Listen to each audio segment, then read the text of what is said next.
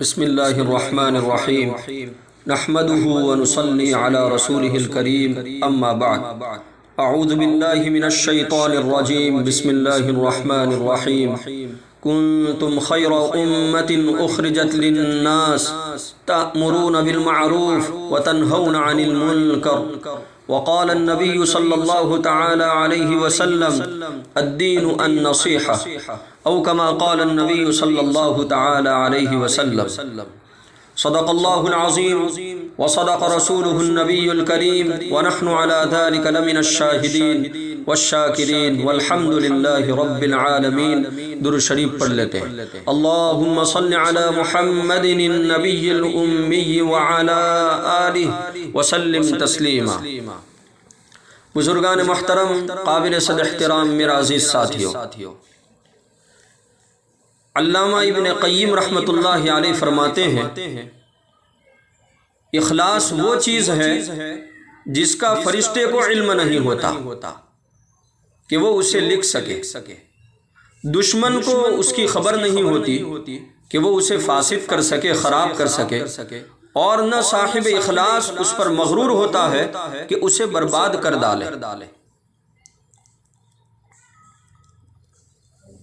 حضرت امام ابو العالیہ رحمہ اللہ تعالی فرماتے ہیں لوگوں پر ایک ایسا زمانہ آئے گا کہ ان کے دل قرآن مجید سے تنگ پڑ جائیں گے، ان کے دل قرآن مجید سے تنگ پڑ جائیں گے اور وہ اس میں کوئی لذت اور حلاوت نہیں محسوس کریں گے.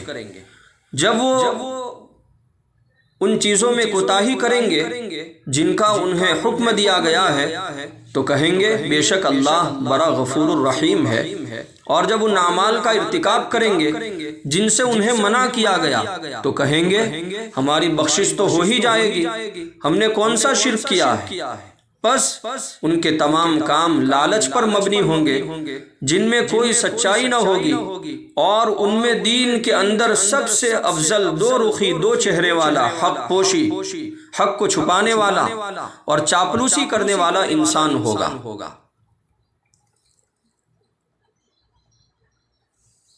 ایک مرتبہ استاد سے رخصت ہوتے وقت شاگرد نے نصیحت کی فرمائش کی تو استاذ نے فرمایا بیٹے نصیحت کی کوئی خاص ضرورت نہیں، بس ہمیشہ دو باتوں کا خیال رکھنا، ایک یہ کہ خدا نہ بننا، دوسرا یہ کہ رسول نہ بننا.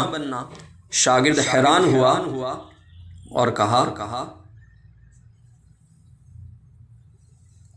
استغفر اللہ، اس کا کوئی مسلمان تصور بھی نہیں کر سکتا، اس کا کوئی مسلمان تصور بھی نہیں کر سکتا. آپ کی بات کا مطلب سمجھ میں نہیں آیا. استاد صاحب نے فرمایا خدا بننے کا مطلب یہ ہے کہ تم یہ خواہش کرو کہ زندگی میں جو چاہو وہ ہو جائے، یہ شان تو صرف اللہ کی ہے. رسول بننے کا مطلب یہ ہے کہ تم تمنا کرو ساری دنیا مجھ سے عقیدت رکھے، محبت رکھے، سو یہ مقام بھی صرف رسول کا ہے.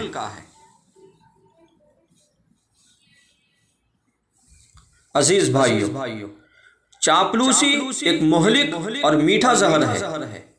چاپلوس انسان اپنی زبان سے ایک وقت میں دو کام لیتا ہے، ایک تلوار کا اور دوسرا ڈھال کا.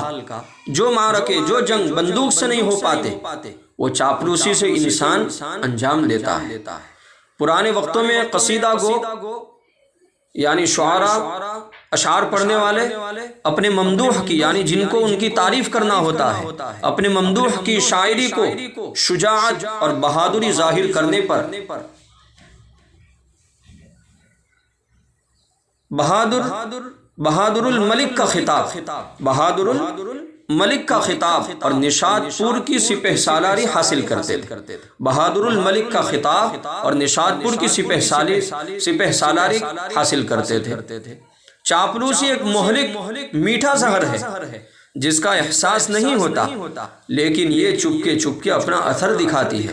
اور یہ چاپلوس انسان اپنی چاپلوسی میں اتنا حد سے بڑھ جاتا ہے کہ وہ حق بات بھی اپنی نوکری اور ملازمت بچانے کے لیے کسی سے نہیں کہتا، بس ہاں میں ہاں ملاتا ہے اور اپنا کام بنا لیتا ہے.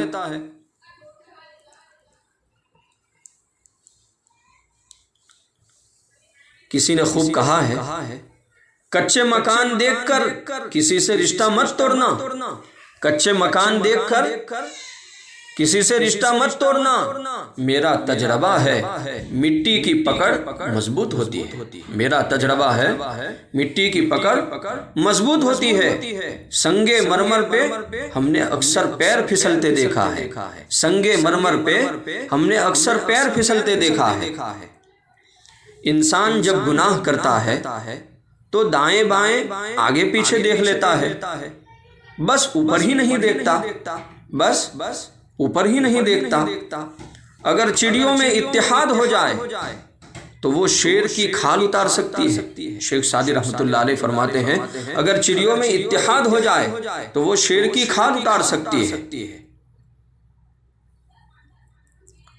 اگر تم اپنا رابطہ اور اپنا تعلق براہ راست اللہ سے قائم نہیں کر سکتے تو کسی برگزیدہ شیخ کو واسطہ بنا لو، اپنا ہاتھ صاحب نسبت شیخ کے ہاتھ میں پکڑاؤ، کیونکہ اس کے ہاتھ کو اللہ کی دستگیری حاصل ہے۔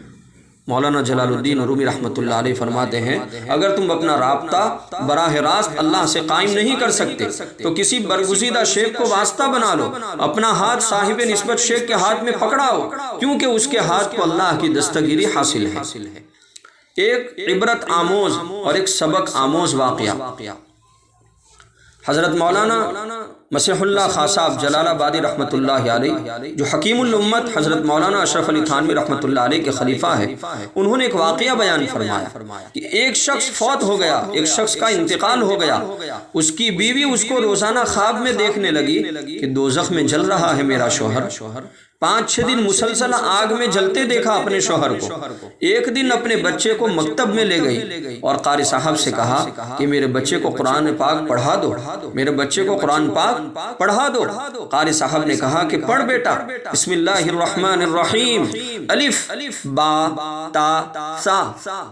اسی رات کو بیوی نے خواب میں دیکھا کہ شوہر جنت میں ٹہل رہا ہے۔ اللہ اکبر۔ پوچھا کہ تم جنت میں کیسے آ گئے؟ کہنے لگا جب میرے بیٹے نے مکتب میں بسم اللہ الرحمن الرحیم پڑھی اور الرحمن الرحیم کہا تو اللہ کی رحمت کو غیرت آئی، اللہ کی رحمت نے جوش مارا اور اللہ تعالیٰ نے دوزخ کے فرشتوں کو حکم دیا کہ آج اس کا بچہ زمین پر میرا نام لے رہا ہے، رحمان رحیم لے رہا ہے، تو کیا میں اس کے باپ کو یہاں دوزخ میں جلاؤں؟